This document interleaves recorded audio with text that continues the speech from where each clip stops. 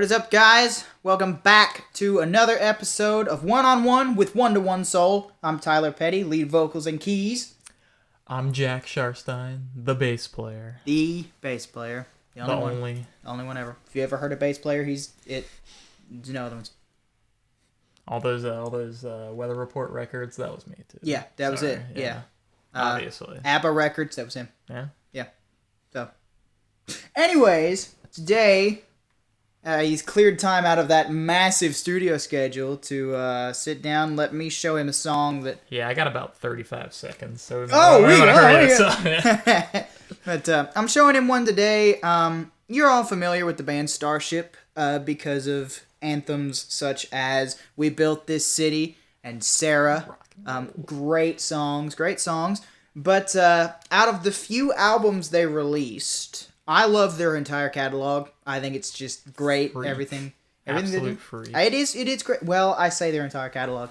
I like their first three. I haven't really listened to that fourth one they put out that I just kind of refuse to believe in. Yeah. But that aside, this track that I'm showing you is a really good example of what I look to when I think 80s keyboards and layering and atmosphere. Okay. On top of that, it's got a really cool little double entendre message where it's technically conceptual, but it can mean a lot to the personal life as well. Mean a lot about it sex. Can mean a lot. A lot about sex specifically, as songs do.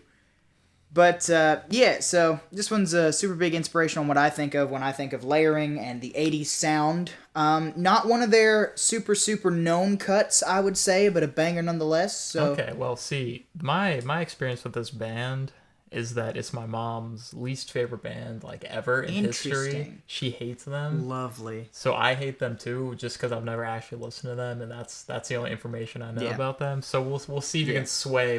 We'll see. We'll see if you know better. Than I'll kind of explain to you why I like it, and we'll see. Listen. Anyway, here is Starship Babylon. Holy shit, we're in the 80s, baby. We are in the 80s. What gave it away? Yeah, it's just the fucking cover. Yeah. And did you notice that's an odd number of measures right there? Unstable number? Yeah, I just did. So, and then it goes even right here because we're getting into it. I do like that.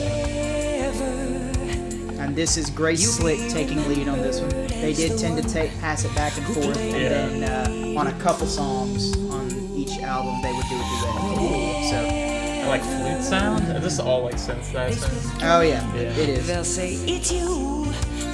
Starship is really one of the synthesizer bands. Yeah. You'll hear here. There's guitar. Yeah. But it's used so selectively and based off of the track. But wow, cool. I like her voice a lot. I don't think I've ever heard her sing. She's good. Love her voice. Oh. There's so many moments in this song. Here comes again. It's just so good. I do love that the guitars get all the way out of the way. Well, yeah, and then here, complete feel change. Yeah. Is this prog? It borders. That's one of the reasons why I love it. Is just because it keeps evolving and going. This part right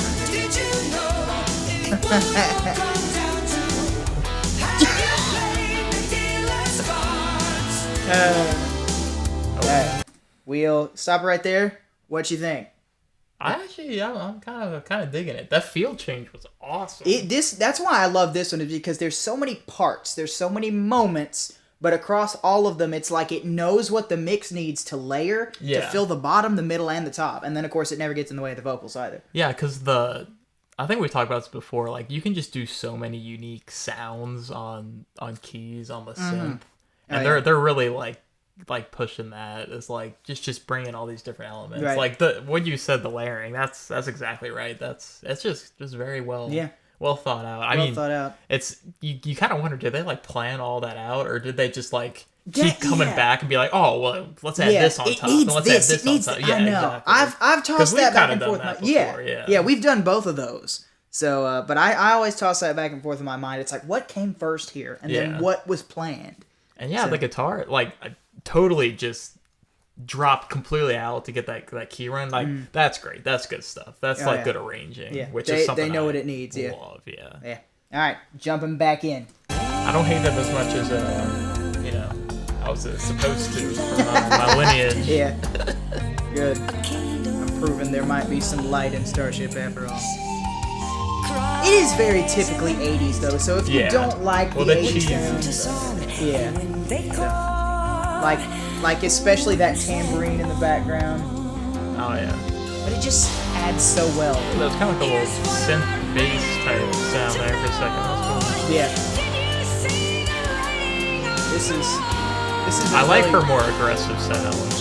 The verse voice I wasn't a huge fan of. Right. This was cool. It does, which I get it. It does kind of need the swell. Yeah. Oh, for sure. Yeah. But yeah. The dynamics are good. I just. Right.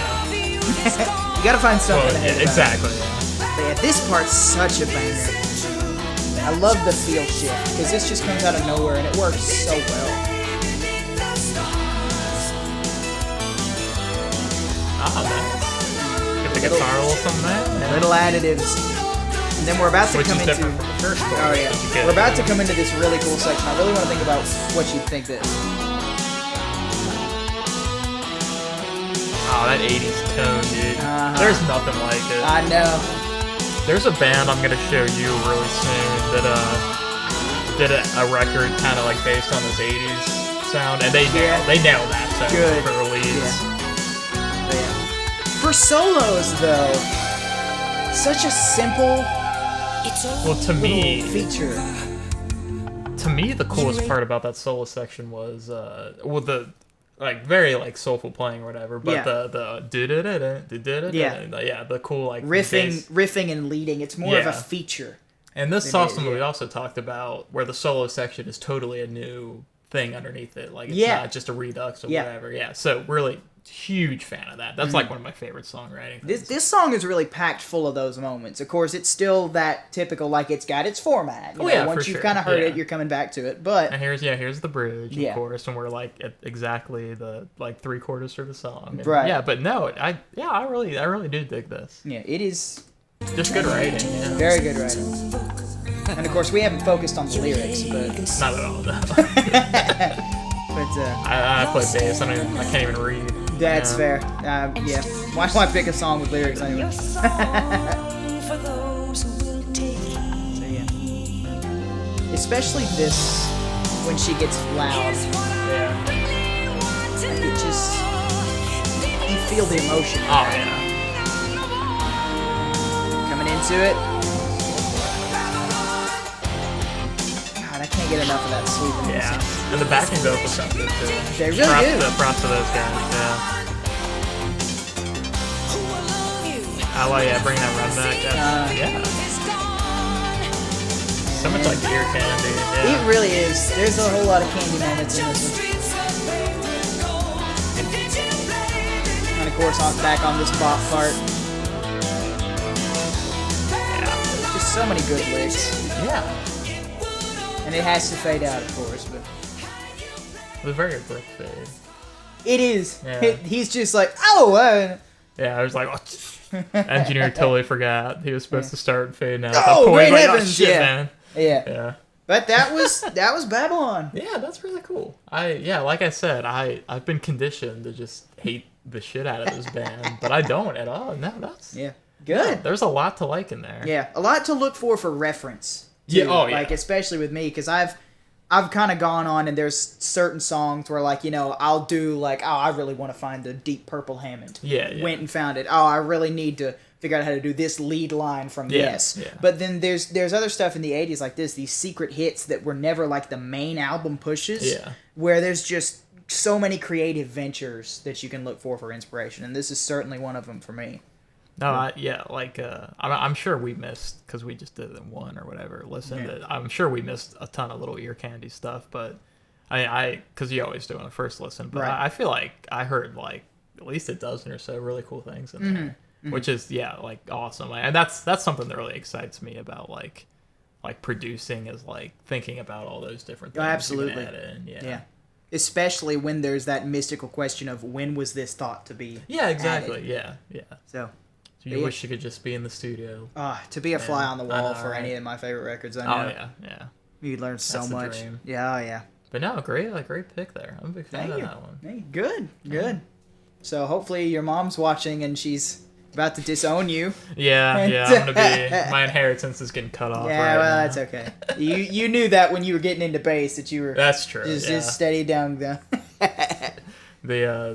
equation for like how much your parents love you is inversely proportional to how much you play bass. So. And I play a lot, so it's all gone. Your history. But yeah, I'm glad I could show you something to like. You might just dive into this whole album. I'm sure you'll like at least one more song.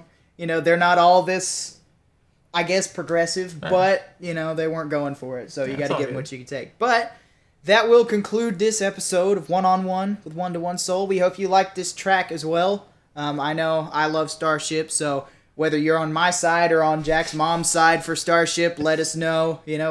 I'll gladly expose Jack to another great Starship song I love, because in my opinion, they're not short on them, but clearly... I'm looking forward to it, But thank you so much for joining us on this one, and we will see you on the next one.